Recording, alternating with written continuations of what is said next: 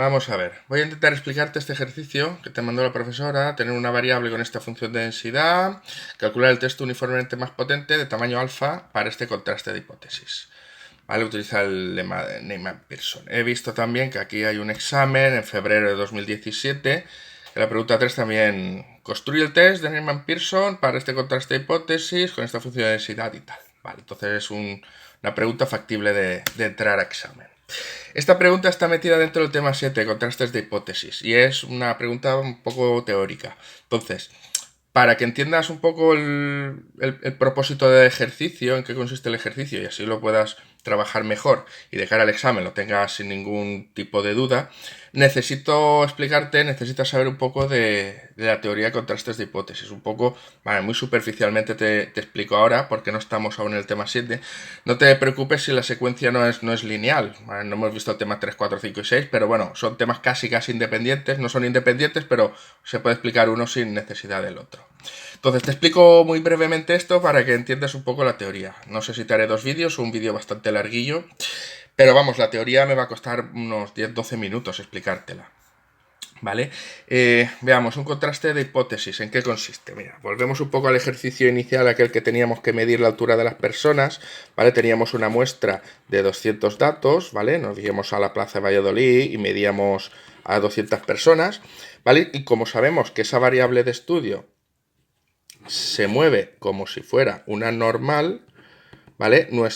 Si queremos saber la altura media, nuestro propósito es valorar, estimar cuál es este valor. De la población que yo desconozco, por lo menos este sí que necesito saberlo.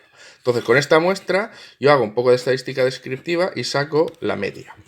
¿Qué ocurre? Pues tenemos información de esta variable, que es una normal, y sabemos por teoría que las medias de poblaciones normales se distribuyen como poblaciones normales de la misma media y la varianza un poquitín más pequeña. ¿Vale? Eso significa que si esta tiene esta distribución, pues la distribución esta de la media será pues un poquitín más achatadilla.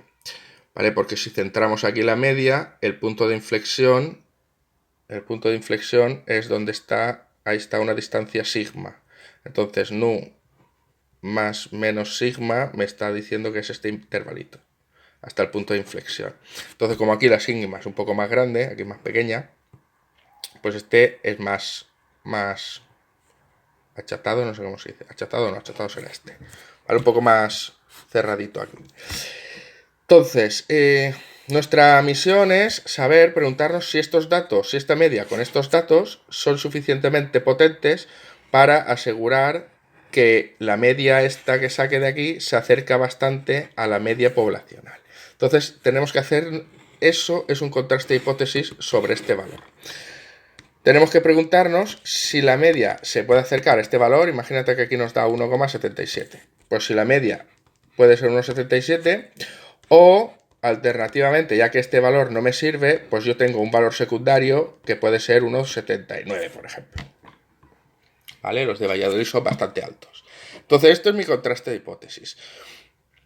Preguntarme si los datos estos son suficientemente significativos para que esta media me dé información sobre esto. Entonces, ¿qué ocurre aquí? Si nosotros ponemos sobre un eje estas dos distribuciones, ¿vale? Sabemos que la media se distribuye como una normal un poquitín pues más achatadita, lo que sea, ¿vale? No tanto. Vale, pero esta normal, esta distribución para la media sirve para aquí, para las dos hipótesis, tanto para esta como para esta. Lo único que pasa que la hipótesis nula, la tiene centrada en 1,77 y la hipótesis alternativa la tiene centrada en 1,79. ¿Vale? Realmente el contraste que estoy haciendo yo es un contraste, ¿vale? Pues imagínate que es de 2. La primera parte es la hipótesis nula y la segunda parte es la hipótesis alternativa. Vamos a analizar solo un poco la hipótesis, al principio la hipótesis nula, para que entiendas un poco en qué consiste esto. Yo la hipótesis nula me dice que la media la centro en 1,77, ¿vale? Y tiene que tener esta forma, porque yo sé que las medias se distribuyen como normales. Entonces, tiene que tener esta forma centrada más o menos en la media. Con estos datos de mi muestra, yo tengo que calcular un valor que me diga si esto es verdad. Si esto es verdad, que más o menos está centrado con esta distribución. Y entonces, el dato que calcularé yo aquí, ¿vale? Si se me desvía mucho de esto, se me puede desviar por la forma o por la centralización esta de la media. Si se me desvía mucho, por ejemplo, si desde aquí para arriba, si me sale que el dato que yo calculo aquí con estos datos cae por aquí dentro, yo supondré que esto es verdad. Pero si me cae por aquí dentro, supondré que esto es mentira. Y como por aquí dentro estaré por aquí, digamos que mi dato se acerca más a este que a este. Se aleja bastante de este, lo suficiente para yo decir, no me quedo con este. Como me ha salido bastante alejado, me quedaría con la hipótesis alternativa. Eso es lo que dice más o menos los contrastes de hipótesis. Y este valor va prefijado. Este es el alfa, ¿vale? Si el contraste yo creo con una potencia del 95%, ¿cómo es esto? En el nivel de confianza del 95%, esto yo me puedo permitir un error del 5%, ¿vale? Entonces, esto es básicamente un contraste de hipótesis. ¿Qué puede pasar? Puede pasar que mi dato me dé aquí dentro, pero realmente sea válida esta. Es decir, el error que yo estoy permitiéndome es un error tipo 1, alfa, tipo 1, que es que a pesar de que con mis datos me sale fuera, resulta que debería haberme quedado con esta. Esto se llama error tipo 1. Entonces mi misión es que este error sea lo más pequeño posible. Cuanto más pequeño sea, mejor. Es decir, que si yo tengo aquí la variable, en lugar de cogerme el error del 5%, si me cojo un error más pequeñito, ¿vale? Me puedo asegurar, ¿vale? Si me cojo un error del 1%, es decir, la probabilidad de fallar es 1%, lo que pasa es que cuanto más pequeño sea el error esto, menos consistente será mi deducción. Es decir, yo con un error del 5%, ya te dije que esto no es un valor que dices, si es 1,77, tú le das ese valor a la media. Tú le das un valor de un intervalo de confianza, que será el tema 6, pues estará entre 1,75 y 1,80, por ejemplo. O sea, al 95%, la media está por aquí. ¿Qué pasa? Si yo quiero que mi error sea muchísimo más pequeño, este intervalo de confianza será mucho más grande. Si esta me sale la media 1,77, pues a lo mejor es de 1,60 a 2,05. ¿Vale? Esto es una estimación bastante malísima, es bastante mala. Con un error del 1% o muchísimo menos error, que está claro que me aseguro que pasa que el intervalo tiene que ser muchísimo más grande para asegurarme que ese error sea muy pequeñito. Entonces hay que compensar un poquitín el tamaño del error. El tamaño del error, por eso siempre suele ser un 5%, que más o menos es un error aceptable, para que el intervalo de confianza, ¿vale? Para que el contraste sea bastante, pues yo qué sé, entre bastante válido y bastante coherente, no cojo un intervalo muy bestia. Vale, y una cosa más te quiero explicar aquí de los contrastes de hipótesis, no sé si esto te está quedando más o menos claro, pero bueno, a ver, con esto espero que te aclare más las cosas, ¿vale? Imagínate que yo, lo que digo, en la hipótesis nula me centro el mío, la media, aquí. Y la hipótesis alternativa me la centra aquí. Entonces, yo consideraré que tengo hipótesis nula si me quedo por aquí, ¿vale? Imagínate, este es mi alfa, este es el error que yo me permito cometer de tipo 1, ¿vale? Entonces, si mi dato me sale que está por aquí dentro, como está más cerca de esta que de esta, yo consideraré que la hipótesis nula es la válida y rechazaré esta. Pero ¿qué ocurre? Esto es el error tipo 1 y esto de aquí es el error beta tipo 2, ¿vale? Esto de aquí. Es decir, si me cae aquí el dato y yo acepto H1 porque no está dentro de la región de rechazo, puedo cometer el error que, siendo H1 la válida, yo, que me cae aquí, me haya ido a este. ¿Vale? Esto es lo que se llama alfa, error tipo 1, y esto es el error tipo 2. El error tipo 1 es rechazar. ¿Cómo es esto? Rechazar. No, aceptar esto siendo válida. ¿Es eso? Espérate, vaya lío. Tengo yo ahora. A ver, el error tipo 1 lo pone aquí. ¿Dónde estás? Aquí. Aquí. El error tipo 1 es siendo verdadera rechazarlo, eso es. Siendo verdadera que se haya ido bastante y rechazarlo. Este es el error tipo 1. Y el error tipo 2 es que siendo falsa, es decir, siendo verdadera H1, aceptar esta.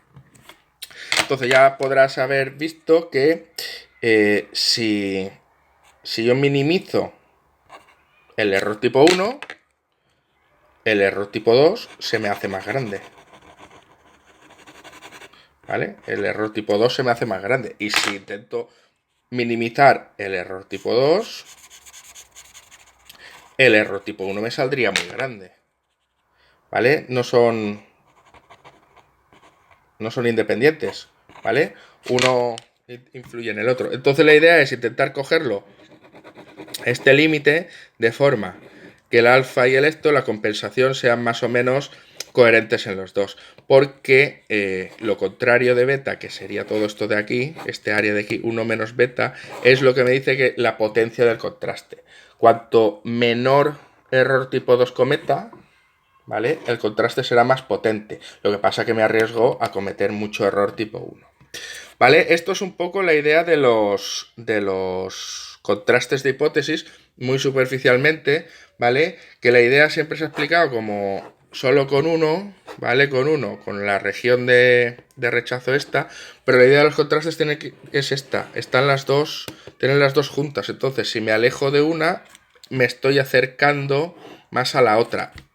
¿Cuánto tengo que alejarme de esta para rechazar esta y aceptar esta? Pues es un poco, depende de los contrastes de hipótesis, de los valores, de los parámetros que te dan, del nivel de confianza que te piden, etc.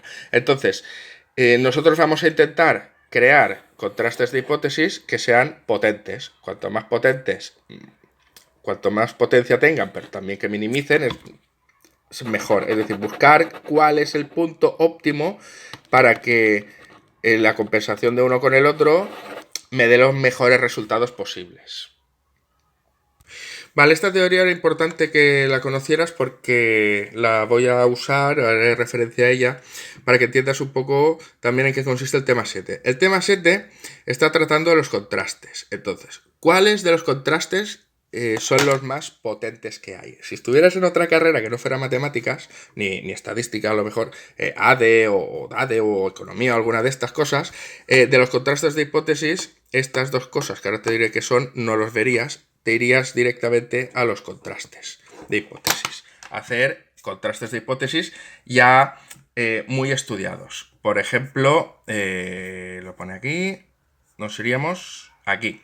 Contrastes de hipótesis ya bastante estructurados sobre población normal. Imaginamos que nosotros la población que tenemos sea normal, ¿vale? Entonces, de la población que tenemos normal, para conocer la población necesitamos la media y la desviación típica, la varianza.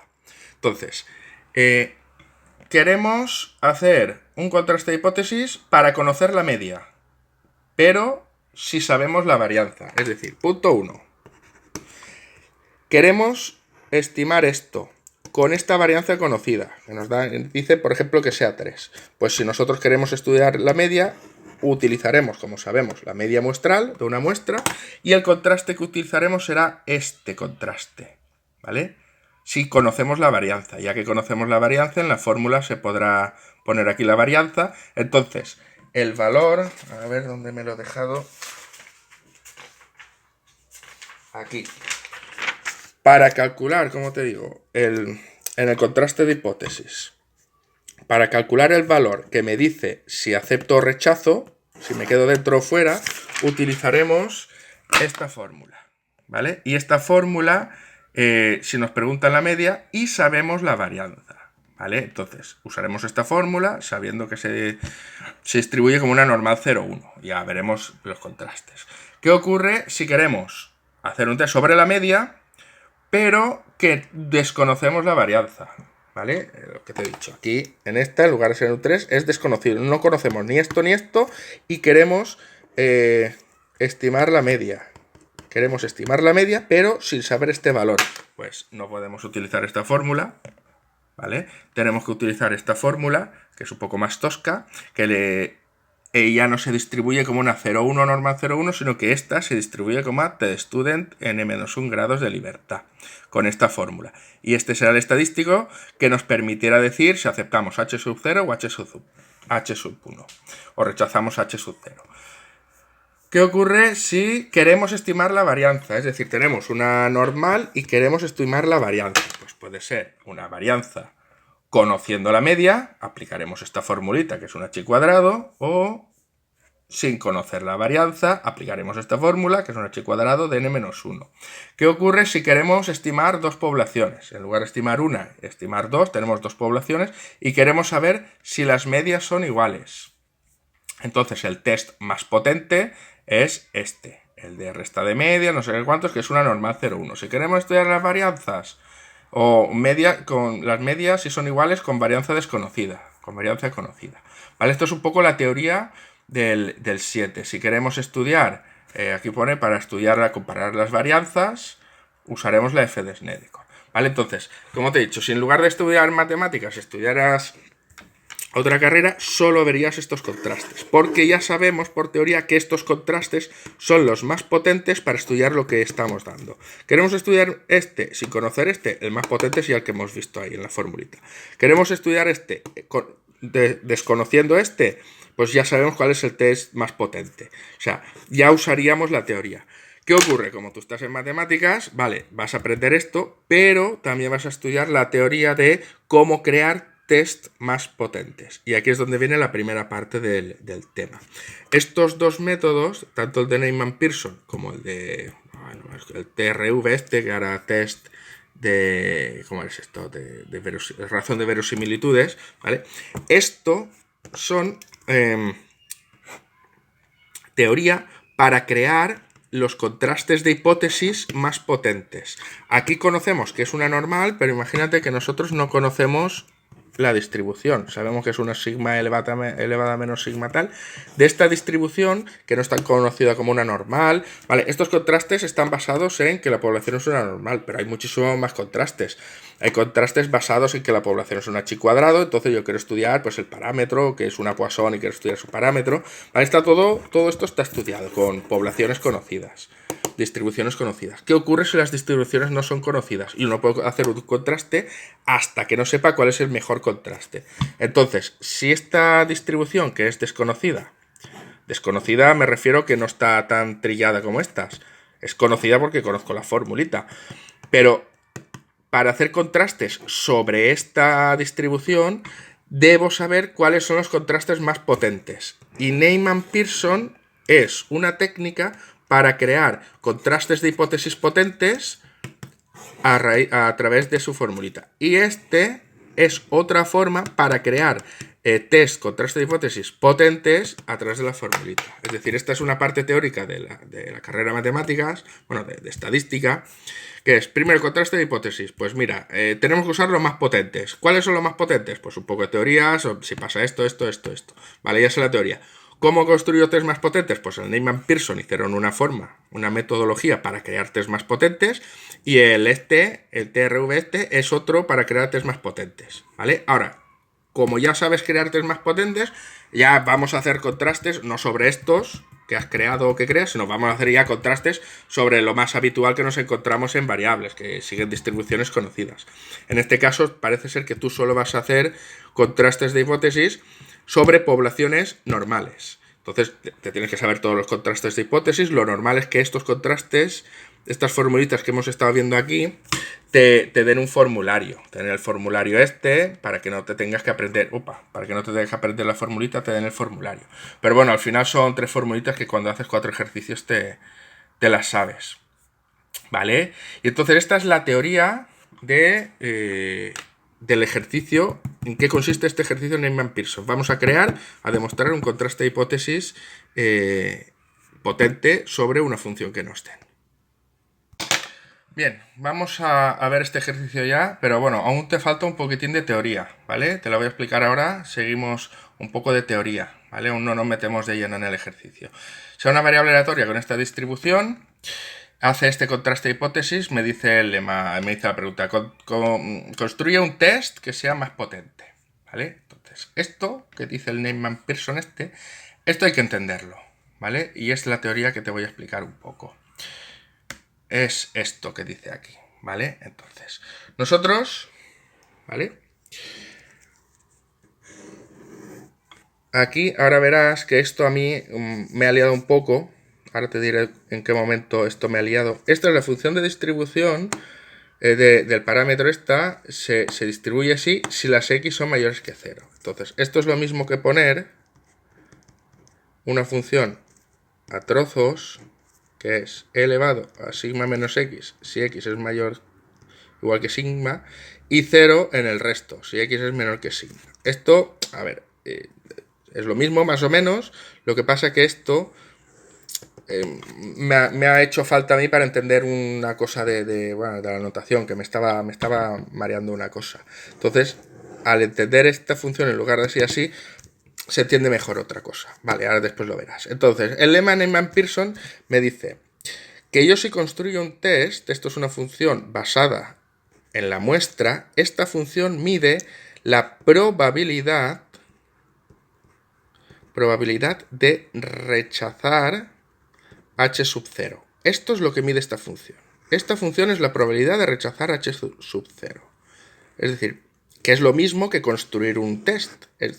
Lo que me está midiendo esta es cuál es la probabilidad de que caiga aquí dentro lo que yo estoy midiendo. ¿Vale? Esto es un test. Realmente yo medir cuál es la probabilidad de que caiga aquí dentro es aceptar esto o rechazar esto, que sería aceptar esto.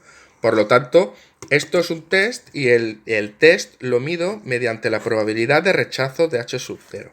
Y la probabilidad de rechazo de h sub 0, teniendo, ya te digo, esta es h sub 0 y esta es h sub 1, me dice, si todas las estimaciones que hago yo sobre el parámetro alternativo son mayores que todas las que hago yo sobre el parámetro inicial, sobre el parámetro nulo, este de estudio, ¿qué pasaría? Si todas las observaciones son más grandes que esta, me estoy metiendo por aquí dentro todas, o sea, rechazo seguro, la probabilidad de rechazar h sub 0 es segura.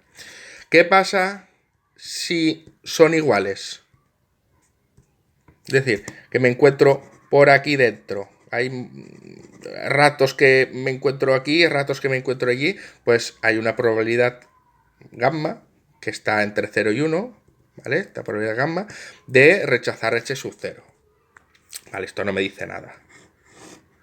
Pero, ¿qué pasa si todas las muestras que yo hago en el segundo parámetro, en el alternativo, son más pequeñas que las que hago en el cero? Es decir, estoy todas por aquí. Todas las observaciones del estadístico que hago yo están todas por aquí abajo. Pues rechazo h sub 0 con una probabilidad 0. Esto es lo que significa esta función. Rechazar h sub 0 lo rechazo seguro si me encuentro a la derecha siempre. Ya veré qué probabilidad tengo si me encuentro en el mismo caso, o acepto h sub 0, es decir, con probabilidad 0 rechazo h sub 0 si estoy con todas las observaciones a la izquierda. Todas son más pequeñas. No son, es exactamente, no es mayor o igual, pero hay una constante, ¿vale? Una constante. Entonces, yo no estudiaré esto. Yo lo que estudiaré es, bajaré esto dividiendo. Entonces será, si f en sigma 1 dividido entre f en sigma 0 es más grande que la constante. Si la división sigma 1 partido sigma 0 es igual a la constante, o si la división es menor que la constante. Eso es lo que estudiaremos. Gamma y 0. Se representa así. Y esta notación te lo pone aquí para no machacar los subíndices, F sub sigma sub 0, pues ponemos que es 0, entendiendo que son las estimaciones sobre este parámetro. Los datos sobre los resultados sacados sobre este parámetro. Y F sub 1, ¿vale? Pero realmente sería F de sigma. A ver cómo lo pone aquí, ¿vale? Es esto, ¿vale? Esto es lo que significa esta función, ¿vale? Y esto, lo que nos dice la teoría es que este será el test más potente. Es esto, bueno, lo que ha dicho aquí el de Pearson, la verdad es que es una chorrada. De momento es una tontería. Si yo estoy por aquí a la derecha, seguro que rechazo. Si estoy por la izquierda, no rechazaré nunca. Y si estoy por en medio, pues tengo que calcular esta probabilidad de rechazo. Bueno, hasta ahora el Neyman Pearson estos no han dicho nada. Lo que sí que que han demostrado es que la esperanza de esta variable, de esta función, perdón, la esperanza de esto es alfa, el error de tipo 1. Es decir, si construyo esta función de esta manera, de forma que la esperanza de esta función sea alfa, este test que habré yo construido, que será este el dato que me faltará por calcular, este test que habré yo construido sabiendo que la esperanza es alfa, será el test uniformemente más potente. Lo de uniforme es porque es constante, continua, perdona. No estamos en caso discreto, estamos en caso continuo, que son temas integrales, pues es uniformemente más potente. Esta es la fuerza de, bueno, lo que significa esto el Neyman Pearson. Yo lo construyo y si después calculo y resulta que la esperanza es alfa, habré dado en el clavo. Tengo el test más potente. Y ahora ya sí, ya dejo la teoría y nos vamos a hacer el ejercicio.